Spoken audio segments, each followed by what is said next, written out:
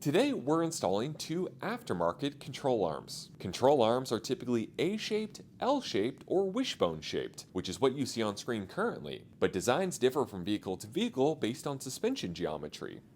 These components have a connection point at each end for attaching a wheel's steering knuckle to the vehicle's frame. At the frame or body, the control arms connect to a hinge by bolts and bushings. These bushings guard against metal-on-metal contact when the arm is moving up and down with the wheels. The bushings also reduce the overall noise, vibration, and harshness, while making the vehicle's ride quality softer and more comfortable. The control arms are engineered to take a great deal of stress and impact, but ultimately they are a wear and tear component with a limited lifespan. Damage can be broken up into three different categories: frame damage, bushing damage, or ball joint damage.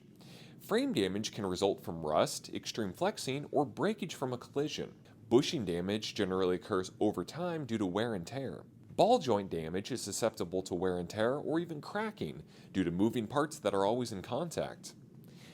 Control arms are absolutely critical for both your suspension and your steering, so if you suspect it's time to replace yours or you'd like yours inspected, EVs Republic is your shop.